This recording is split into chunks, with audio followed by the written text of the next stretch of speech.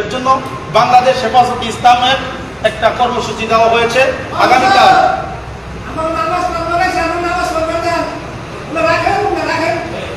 কেন কি আমি শেষ করে দিতেছি, চিল্লানো তো কিছু নেই। আমি কোন রাজনীতি কত বড় নিকৃষ্ট হলে এই ধরনের কথা বলতে পারে? বলে শরীর আমার, দেহ আমার, সিদ্ধান্ত আমার। নাউজুবিল্লাহ বলেন, শরীর আমার, সিদ্ধান্ত আমার। এ ধরনের কথা একমাত্র নাস্তিক, মুরতাদ, বেহায়া, জারজ সন্তানেরাই বলতে পারে। কথা বলেন ঠিক কিনা? আল্লাহ তাআলা সূরা আল-আ'রাফের 54 নম্বর আয়াতে বলে, আলা লাহুল খালকু ওয়াল আমর। আল্লাহ বলেন, সৃষ্টি করেছি আমি, নির্দেশও চলবে আমার।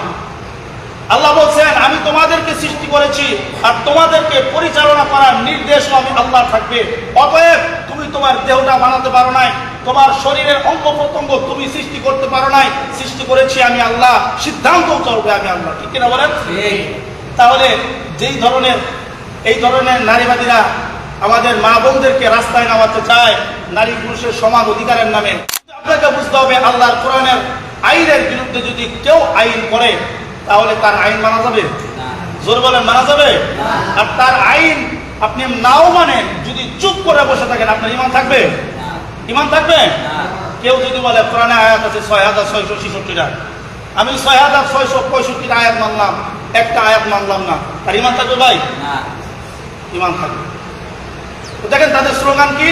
তারা বলতেছে বহু বিবাহ প্রথা বিলুপ্ত করতে হবে। আচ্ছা, এর আগে আমরা সকলেই জানি বাংলাদেশে একটা বড় ধরনের একটা নাস্তিক ছিল, নাম হলো তসলিমা নাসরিন। জোরে বলেন নাম কি?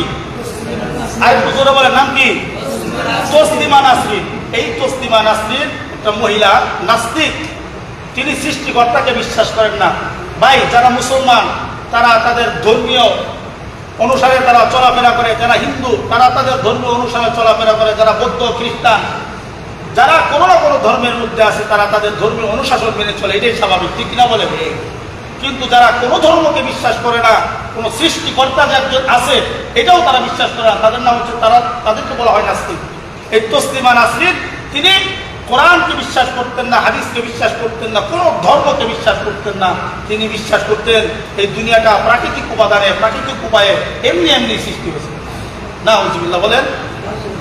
এই তসলিমা নাসরিনের একটা ছোট্ট ঘটনা বলি। এই তসলিমা নাসরিন এই বাংলাদেশের জমিনেই তার জন্ম। এই তসলিমা নাসরিন এক সময়ে তিনি একটা স্লোগান, এই নারীবাদীদের স্লোগান তখন থেকে উঠাইছেন। এই তসলিমা নাসরিন বলতেন যে একজন পুরুষ যেহেতু একাধিক বিয়ে করতে পারবে, চারটা বিবি ঘরে রাখতে পারবে, তাহলে আমি নারী হয়ে আমি একসাথে 4টা পুরুষ কেন রাখতে পারবো না, স্বামী কেন রাখতে পারবো না? বলেন নাউজুবিল্লাহ। এটা কি সম্ভব?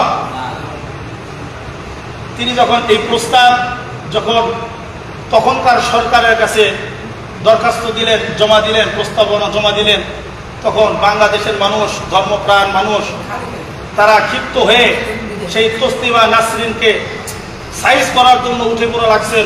তখন এই তসলিমা নাসরিন, এই নাস্তিক, রাতের আধারে বোরকা পরে দেশ থেকে পলায়ন করে সুইডেন চলে গেছে। এখন সুইডেন গিয়ে বিভিন্ন ভিডিও বার্তা দেয়। কিন্তু বোঝার বিষয় এটা যে তসলিমা নাসরিন নাস্তিক, তিনি নারীদেরকে সমান অধিকারের নামে রাস্তায় নামিয়ে পশ্চিমাদের এজেন্ডা, পশ্চিমাদের কালচার আমাদের সমাজে, আমাদের দেশে বাস্তবায়ন করতে চেয়েছিল, কিন্তু পারে নাই। তিনি দেশ থেকে চলে গিয়েছেন, কথা ঠিক, কিন্তু তার ডিম পাড়া কিছু ডিম ছিল, সেই ডিমগুলো ফুটে এখন বাচ্চা হয়ে আজকে এই তসলিমা নাসরিনের মতো কোরআন বিরোধী আইন পাস করার জন্য উঠে পড়ে লেগেছে। বলে ঠিক কিনা? এর জন্য আমাদেরকে বুঝে রাখতে হবে, সতর্ক থাকতে হবে। কোন মুসলমানে যদি তার কানে শুনতে পারে যে কোরআনের বিরুদ্ধে, হাদিসের বিরুদ্ধে, আল্লাহ রাসূলের বিরুদ্ধে অন্য কোন আইন পাস করা হচ্ছে, তাহলে আমাদের সোচ্চার হয়ে থাকতে হবে। এটা আমাদের ইমানই দায়িত্ব। আমরা যদি আমাদের দিক থেকে প্রতিবাদ না জানাতে পারি তাহলে আমাদের ইমান কিন্তু থাকবে। আপনার ইমান নামক দৌলত যদি না থাকে, যত আমল করেন কোনো একটা আমল আল্লাহর দরবারে কবুল হবে? জোরবার কবুল হবে? সম্মানিত মুহতারাম হাজিরিন, বিষয় বলতে গেলে অনেক কিছুই বলা যায়, কিন্তু জুমার নামাজের সময় এত কথা বলার সময় না, আপনাদেরকে সংক্ষিপ্ত পরিসরে বোঝানোর চেষ্টা করতেছি। ইসলাম নারীদেরকে এত এত মর্যাদা দিয়েছে, ইসলাম নারীদেরকে পুরুষের সমান না বেশি মর্যাদা দিয়েছেন তা বলা যাবে না, তা বলতে পারবো না। তবে ইসলাম নারীদেরকে ন্যায্য অধিকার দিয়েছে, ইসলাম নারীদেরকে ন্যায্য অধিকার ফিরিয়ে দিয়েছে। মোহতারাম হাজির, আজকে যারা এই নারীবাদীর স্লোগান দিয়ে নারীদেরকে এই নারী পুরুষের সমান অধিকারের নামে রাস্তায় বের করতে চায়, তাদের উদ্দেশ্য একটা, তারা পশ্চিমাদের কালচার বাংলাদেশের এই মুসলমানদের জমিনে বাস্তবায়ন করতে চায়। ঠিক কিনা জোর বলেন? কারণ নারী আর পুরুষের অধিকার সমান হতে পারে না। আপনারা শুনে থাকবেন, বর্তমানে সোশ্যাল মিডিয়ার কল্যাণে আপনারা জানেন এখন ইন্টারনেটের যুগ। আমরা প্রায় মানুষই ইন্টারনেট ব্যবহার করি, ফেসবুক খুলি, ইউটিউব খুলি। ফেসবুক খুললে, ইউটিউব খুললে দেখা যায় আজকে আমাদের অন্তর্বর্তীকালীন সরকার ডক্টর মোহাম্মদ ইউনূস সাহেবের কাছে কিছু এই রকম নারী অধিকার সংস্কার কমিশন নামে একটা সংগঠন, মহিলা, এরা নারীবাদী, এরা নারী আর পুরুষের সমান অধিকারের নামে তারা আমাদের মা বোনদেরকে রাস্তায় নামাতে চায়। তারা কি করতে চায়? রাস্তায় নামাতে চায়। আমাদেরকে একটা জিনিস বুঝতে হবে, একটা পুরুষ মানুষ সে যদি রাস্তায় বসে বসে প্রস্রাব করে, আমার মা বোনেরা কি প্রস্রাব করতে পারে? জোরে বলেন, পারে? আরে ভাই, সহজ বিষয়টা আমরা কেন বুঝি না? ইসলাম নারীদেরকে ন্যায্য অধিকার ফিরিয়ে দিয়েছে। নারী আর পুরুষের সমান অধিকার কেন হওয়া লাগবে? তারা 318 পৃষ্ঠাব্যাপী একটা প্রতিবেদন প্রধান উপদেষ্টা বরাবর জমা দিয়েছে। সেই প্রতিবেদনের মধ্যে কি কি প্রতিবেদন ছিল এত কিছু আমাদের জানার দরকার নাই। তবে কিছু কিছু বিষয় আমরা জানি, যে বিষয়গুলো আপনাদের জানার অধিকার আছে না নাই? জোর বলেন, আছে না নাই? আমরা এই দেশের নাগরিক, আমরা ধর্মপ্রাণ মুসলমান। যে যে ধর্মই পালন করুক না কেন, ধর্মীয় রীতিতে, ধর্মীয় অনুভূতিতে আঘাত হেনে এই দেশে যদি কিছু করতে চায়, সেটা বাস্তব হবে? সেটা বাস্তবায়ন হবে? জোর বলেন, বাস্তবায়ন কখনোই সম্ভব না। তারা এই 318 পৃষ্ঠাব্যাপী একটা প্রতিবেদন প্রধান উপদেষ্টা বরাবর জমা দিয়েছেন। তার মধ্যে আপনাদেরকে আমি বলি, যেই 6টা-7টা যেই প্রতিবেদন, এই প্রতিবেদনগুলা আমি দেখলাম, বা বাংলাদেশের আলেম সমাজ, ধর্মপ্রাণ মুসলমান তারা সবাই দেখেছে যে এই বিষয়গুলা কোরআনের আয়াতের সংঘর্ষ। কোরআন বলে একটা, তারা করতেছে আর একটা। যেমন তারা একটা বিষয় উপস্থাপন করেছে, প্রতিবেদন জমা দিয়েছে, তারা বলতেছে যে নারী আর পুরুষ তাদের সমান অধিকার। এই সমান অধিকারের নামে তারা বলতেছে যে পুরুষ যদি সম্পত্তির 2 অংশ পায়, তাহলে নারীও সম্পত্তির 2 অংশ পাবে। আচ্ছা বলেন তো, আপনাদের এলাকায় বা আপনাদের সমাজে, আপনাদের দেশে নারীদেরকে পুরুষের কয় অংশ দেওয়া হয়, বা নারীর কয় অংশ পুরুষদেরকে দেওয়া হয়? বলেন। নারীর 1 ভাগ, পুরুষের 2 ভাগ। কি কথা ঠিক আছে কিনা? ঠিক আছে না ভাই? কিন্তু এইটাও তো বাস্তবায়ন হয় নাই অনেক জায়গায়। নারীরা তো এই 1 ভাগ নারীদেরকে দেওয়া হয়েছে, এই 1 ভাগই তো নারীরা আদায় করতে পারে না এখনো পর্যন্ত। ঠিক কিনা বলেন? অনেক জায়গায় নারীরা এই 1 ভাগও পায় না। তারা সমান স্লোগান দিয়ে নারীদেরকে রাস্তায় নামাইতে চায় আর বলতে চায় যে পুরুষরা 2 ভাগ পাবে, নারীরাও 2 ভাগ পাবে। অথচ আল্লাহর কোরআন কি বলে? আল্লাহর কোরআন কি বলে সেটা আমাদের জানার দরকার আছে না নাই? কারণ 99% মুসলমানের দেশে এই জায়গায় যদি কোনো আইন বাস্তবায়ন করতে হয়, ধর্মীয় অনুভূতিতে আঘাত হেনে কখনোই কোনো আইন বাস্তবায়ন করতে দেওয়া যাবে না। এখন বুঝেন, তারা বলতেছে নারীকে সমান সমান ভাগ দিতে হবে, পুরুষের 2 ভাগ থাকলে নারীদেরকেও 2 ভাগ দিতে হবে। অথচ আল্লাহর কোরআন কি বলে?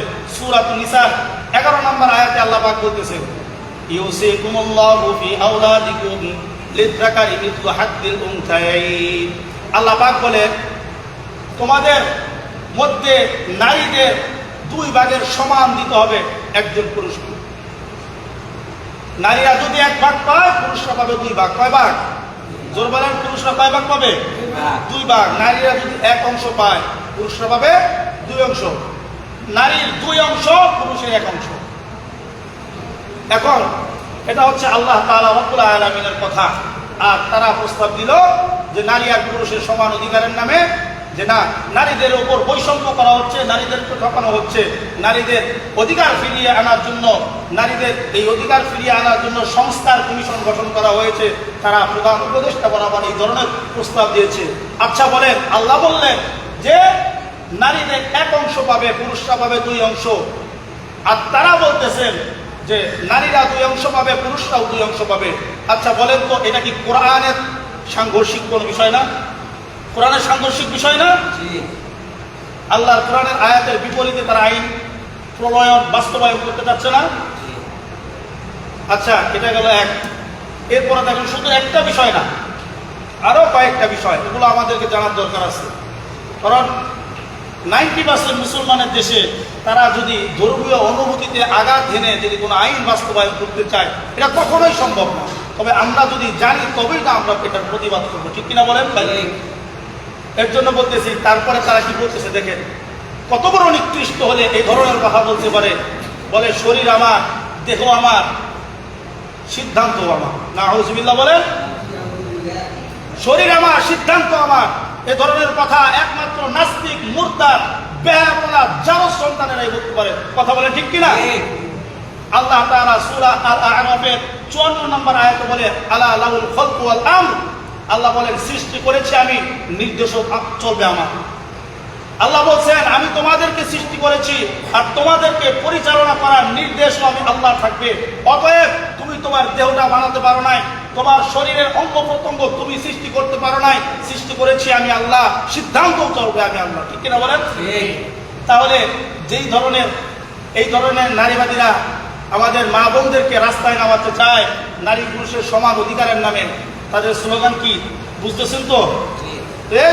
দেহ আমার, শরীর আমার, সিদ্ধান্ত আমার। কত বড় জানোয়ার, কত বড় নিকৃষ্ট। এরপরে দেখেন আরেকটা বিষয়, তারা বলতেছে যে একাধিক বিয়ে এটা বিলুপ্ত করতে হবে। বাল্য বিবাহ নিষিদ্ধ, আর একাধিক বিয়ে এটা বিলুপ্ত করতে হবে। একাধিক বিয়ে পুরুষেরা করতে পারবে না। আচ্ছা, একাধিক বিয়ের কথা, এটা তো কোরআনে কারিমের মধ্যে কথা, আল্লাহ পাকের আইন, ঠিক না বলেন ভাই? কাউকে ফরজ করেন নাই আল্লাহ পাক। একাধিক বিয়ের কথা আল্লাহ পাক কাউকে ফরজ করে দেন নাই। যদি কারো সম্ভব হয় সে করবে, ঠিক কিনা বলেন? আল্লাহ পাক বলেন, ফানকিহু, সূরা নিসার 3 নম্বর আয়াত আল্লাহ পাক বলেন, ফানকিহু মা তাবা লাকুম মিনান নিসাই মাসনা ওয়া সুলাসা ওয়া রুবা। আল্লাহ পাক বলেন, তোমাদের প্রয়োজনে তোমরা একটা, দুইটা, তিনটা, চারটা পর্যন্ত তোমরা বিবাহ করতে পারবা। এটা আল্লাহ পাকের নির্দেশ, আল্লাহ পাকের আইন। কিন্তু আল্লাহ পাক কারো উপরে চারটা বিয়ে করার জন্য ফরজ করে দেন না। কিন্তু আপনাকে বুঝতে হবে, আল্লাহর কোরআনের আইনের বিরুদ্ধে যদি কেউ আইন করে তাহলে তার আইন মানা যাবে? জোর বলেন, মানা যাবে? আর তার আইন আপনি নাও মানেন, যদি চুপ করে বসে থাকেন, আপনার ঈমান থাকবে? ঈমান থাকবে? কেউ যদি বলে কোরআনে আয়াত আছে 6666টা, আমি 6665 আয়াত মানলাম, একটা আয়াত মানলাম না, তার ঈমান থাকবে ভাই? ঈমান থাকবে।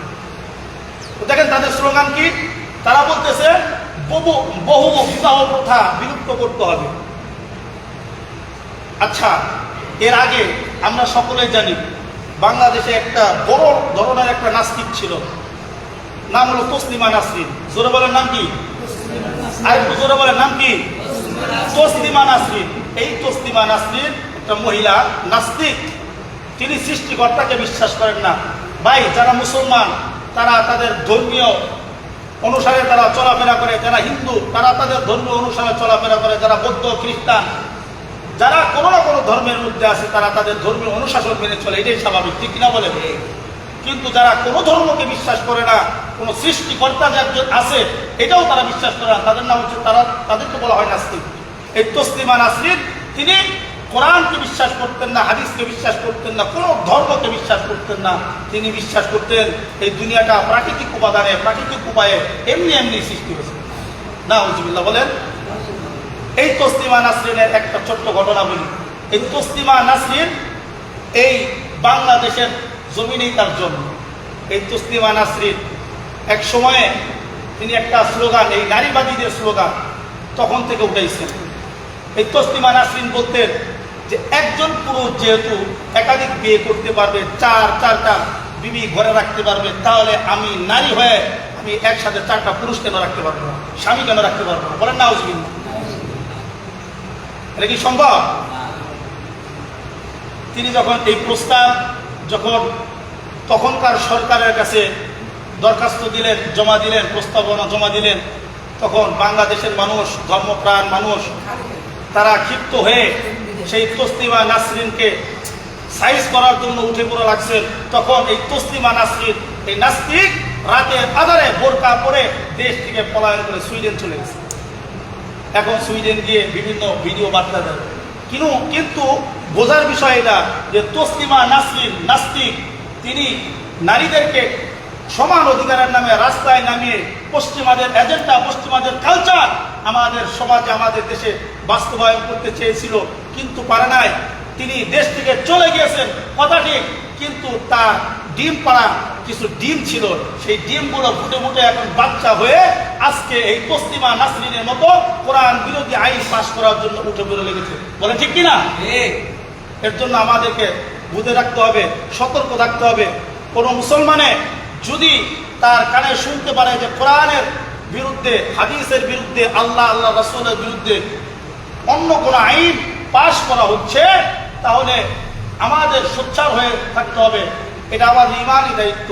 আমরা যদি আমাদের দিক থেকে প্রতিবাদ না জানাতে পারি, তাহলে আমাদের ইমান কিন্তু থাকবে। আপনার ইমান নামক দৌলত যদি না থাকে, যত আমল করেন, কোনো একটা আমল আল্লাহর দরবারে কবুল হবে? জোরবারে কবুল হবে? আরে ভাই, যে কথা বলতেছিলাম, আমাদের মা বোনেরা যারা শুনতেছেন, আপনারা কান খাড়া করে শুনে রাখেন। কোরআন, হাদিস, আল্লাহ রসুল আপনাদের মর্যাদা অনেক অনেক বাড়িয়ে দিয়েছেন। আপনারা নবীদের মা, আপনারা ওলিদের মা, আপনারা বড় বড় বিজ্ঞানীদের মা, আপনারা দুনিয়ার শ্রেষ্ঠ সফলতা অর্জনকারী তাদের মা। আপনাদের গর্বে আল্লাহর ওলিরা জন্ম নিয়েছেন, আপনাদের গর্বে নবী পয়গম্বর আলাইহিস সালামরা জন্ম নিয়েছেন। এর জন্য আপনারা এমনিতেই শ্রেষ্ঠত্ব, আপনারা হচ্ছেন ঘরের রানী। এর জন্য আপনাদেরকে একটা কথা বলতে চাই, আপনারা সবসময় এই মাইন্ডটা রাখবেন মাথার মধ্যে যে আল্লাহর কোরআন আপনাদেরকে ঠকায় নাই, নবীর হাদিস আপনাদেরকে ঠকায় নাই। অতএব আজকে যারা এই নারী পুরুষের সমান অধিকারের নামে স্লোগান দিয়ে আপনাদেরকে চেঁচিয়ে রাস্তায় বের করতে চাচ্ছে, তারা তাদের একমাত্র উপায়, তাদের একমাত্র উদ্দেশ্য হচ্ছে পশ্চিমাদের এজেন্ডা বাস্তবায়ন করা। বাংলাদেশের মুসলিম নামে, বাংলাদেশের ধর্মীয় অনুশাসন নামে কোনো ধর্মকেই তারা বাস্তবায়ন হতে দিবে না। ঠিক কিনা জোরে বলেন? এইটাই হচ্ছে তাদের মূল টার্গেট। নতুবা তারা বলতেছে, একটা কথা বুঝেন, তারা চাইতেছে যে একজন পুরুষ সে যদি 4টা স্ত্রী একসাথে রাখতে পারে, আমি একজন স্ত্রী হয়ে 4টা স্বামী কেন রাখতে পারব? আমি গতকালকে একটা দেখলাম, আপনার ওই যে কি বলো যেন, একটা টকশো দেখলাম আর কি। সেই টকশোর মধ্যে আপনার এই যে বর্তমানে এই যে নারীবাদী স্লোগান যারা দিচ্ছে, এরা, তাদের মধ্যে একটা হলো সুলতানা মাহমুদা নাকি যেন একটা নাম আছে, বুড়ো করে বললাম। এদের চেহারার বিবরণ থেকে আপনি বুঝতে পারবেন না এরা মুসলমান না, হিন্দু না, বুদ্ধ না, খ্রিস্টান। কোনো মানুষের মতো তাদের আকৃতি দেখে বোঝা যায় না। তাদের আকৃতি দেখলেই বোঝা যায় যে তারা পশ্চিমাদের এজেন্ডা বাস্তবায়ন করতেছে। ওই টকশোর মধ্যে তারা বলতেছে, যিনি উপস্থাপক নাকি যিনি উপস্থাপনা করতেছে, তিনি বলতেছে যে আপা বা ম্যাডাম, আপনারা যে দরখাস্ত প্রধান উপদেষ্টা বরাবর জমা দিয়েছেন, তার মধ্যে সম্পত্তিতে উত্তরাধিকারের সমান অধিকার থাকবে, তারপরে হচ্ছে শরীর আমার, দেহ আমার, সিদ্ধান্ত আমার, এই ধরনের কাজগুলো লিখছেন। আসলে এগুলো তো ধর্মীয় অনুভূতিতে আঘাত আনছে, ধর্মীয় অনুভূতিতে আঘাত আনছে। ইসলাম ধর্ম আমরা যারা পালন করি, আমাদের ধর্মের মধ্যে তো এই আইনগুলো নাই, কোরআনের আয়াতের সম্পূর্ণ বিপরীত। তাহলে আপনি কি বলেন? যারা হিন্দু ভাই আছে, বোন আছে, তাদের ধর্মেরও বিরুদ্ধে থাকতে পারে, যারা খ্রিস্টান তাদের ধর্মের বিরুদ্ধেও থাকতে পারে, তাহলে কি বলবেন? তারা বলতেছে আমরা তাদের জন্য অপশনাল একটা অপশন রেখেছি, সেটা প্রকাশ করে নাই, সেটা ছোট্ট একটা চিহ্ন দিয়ে তারা রেখে দিয়েছে। তারা বলতেছে যে এই চিহ্নটা রাখার মানে হচ্ছে অপশনাল অপশন। আমরা এই অপশন দিয়া বুঝাইছি যদি কেউ ধর্মীয় শাসন মেনে যদি আইন চায় তাহলে সে ধর্মীয় শাসন মেনে চলতে পারবে। তবে যে মুসলিম সে তার ধর্মের অনুযায়ী অনুশাসন মেনে চলতে পারবে, যে বৌদ্ধ তার ধর্মীয় অনুশাসন মেনে চলতে পারবে, যে হিন্দু তার ধর্মীয় অনুশাসন মেনে চলতে পারবে। কিন্তু এর বাইরে যারা কোনো ধর্মীয় অনুশাসন চায় না তাদের জন্য কেবল আমাদের এই আইন। নাউজুবিল্লাহ বলেন, কত বড় নাস্তিক! তারা যেমন সৃষ্টিকর্তাকে বিশ্বাস করে না, তারা যেমন কোনো ধর্মীয় অনুশাসন মানতে চায় না, তারা মনে করে আমাদের মতো এমন কিছু মানুষ বাংলাদেশে আছে যাদের জন্য আমাদের এই আইন। আসলে এই ধরনের মানুষ নাই, কিন্তু তারা এই ধরনের মানুষ তৈরি করতে চাচ্ছে, ঠিক কিনা ওদের বলেন। আবার তারা আরেকটা বিষয় বলেছে, এটাও আপনাদের জানা দরকার। তারা বলতেছে যে যৌন কর্মীদেরকে কর্মী হিসেবে সাব্যস্ত দিতে হবে, অধিকার দিতে হবে। আচ্ছা, যে যৌন কর্মীদের ব্যাপারে তারা যে সিদ্ধান্ত, যে দরখাস্ত প্রধান উপদেষ্টা বরাবর জমা দিল, আমার প্রশ্ন জাগে এখানে, আমি যদি হুজুর হইয়া আমি যদি সংসদে যাই, কথার কথা, এটা কথার কথা বলতেছে, এটা কখনো সম্ভব না আমার মনেও নেই, কিন্তু আপনাদেরকে উদাহরণ দিতেছি। আমি যদি হুজুর হয়ে যদি সংসদে যাই তাহলে আমি কি চাবো? আমি তো চাবোই যাই যে আলেম সমাজ একটু ভালো থাকুক, ধর্মপ্রাণ মুসলমানদের একটু সুযোগ সুবিধা হোক, আমি তো এটাই চাইবো, ঠিক কিনা তোর বলেন ভাই? মুসলমানদের ভালো চাবে, এটাই তো স্বাভাবিক। এখন এই যে নারীবাদের স্লোগান দিয়ে তারা প্রধান উপদেষ্টা বরাবর এই দরখাস্তগুলো জমা দিল, আর বিভিন্ন প্রশ্নের মধ্যে এই প্রশ্নটা যে করলো যে যৌন কর্মীদেরকে কর্মী হিসেবে কি করতে হবে? অধিকার দিতে হবে, কর্মী হিসেবে স্বীকৃতি দিতে হবে। আচ্ছা, যৌন কর্মীর যে কাজ, এটা কর্ম না অকর্ম? জোর বলেন, কর্ম না অকর্ম? অকর্ম। এটা যদি অকর্ম হয়ে থাকে তাহলে কর্মী হিসেবে তাকে সাব্যস্ত করবে কিভাবে? আমার মাথা ধরে না, আমার যুক্তিতে আসে। আর তারা যদি কর্মী হিসেবে সাব্যস্ত করেই ফেলে, তাহলে তারা যদি কর্মী হিসেবে সাপোর্ট পেয়েই যায়, তাহলে আমাদের দেশে এই যৌন কর্মীদের সংখ্যা বাড়বে না কমবে? জোরে বলেন, বাড়বে না কমবে? তাহলে আল্লাহ পাকের কোরআনের আয়াতের সাংঘর্ষিক বিষয়গুলো তারা প্রস্তাব দিয়েছে। এই প্রস্তাব কখনোই মুসলমানের রক্ত থাকতে কখনোই বাস্তবায়ন হতে দেওয়া যাবে? জোরে বলেন, যাবে না। ঈমান যদি রাখতে চান, আপনাকে খেয়াল রাখতে হবে আল্লাহর কোরআনের বিরুদ্ধে যদি কোনো আইন কেউ বাস্তবায়ন করতে চায়, সে যেই হোক, তাদের কথা মানা যাবে না। জোরে বলেন, তাদের কথা মানা যাবে না। এর জন্য আপনাদেরকে একটা দাওয়াত দিয়ে দিচ্ছি, এই বিষয়গুলো মাথায় রাখবে। আগামীকাল শনিবার সোহরাওয়ার্দী উদ্যানে বিশাল মহাসমাবেশের আয়োজন হয়েছে। এই আয়োজন করেছে বাংলাদেশে হেফাজতে ইসলাম, কোনো রাজনৈতিক সংগঠন না। আমরা সকলে জানি হেফাজতে ইসলাম একটা অরাজনৈতিক সংগঠন। কি সংগঠন? অরাজনৈতিক সংগঠন। এখানে যে দলই করুক, আমার দলের নাম বলার প্রয়োজন নাই, আওয়ামী লীগ করুক, বিএনপি করুক, যে শ্রেণীর মানুষ থাকুক, যেই দলের মানুষ থাকুক, সকল ধর্মপ্রাণ মুসলমান, এমনকি হিন্দু, বৌদ্ধ, খ্রিস্টান সকলেই যেতে পারবে এই হেফাজতে ইসলামে। হেফাজতে ইসলামের মূল কাজ হচ্ছে ইসলামকে নিয়ে যদি কেউ কটূক্তি করে, আল্লাহকে নিয়ে যদি কেউ কটূক্তি করে, রাসূলকে নিয়ে যদি কেউ কটূক্তি করে, আল্লাহর কোরআনের আইনের বিরুদ্ধে যদি কোনো আইন কেউ বাস্তবায়ন করতে চায়, তাদের বিরুদ্ধে সোচ্চার হয়ে দাঁড়ানো, তাদেরকে প্রতিবাদ করা, প্রতিহত করা, এটার নাম হচ্ছে হেফাজতে ইসলাম। এর জন্য বাংলাদেশ হেফাজতে ইসলামের একটা কর্মসূচি দেওয়া হয়েছে আগামীকাল।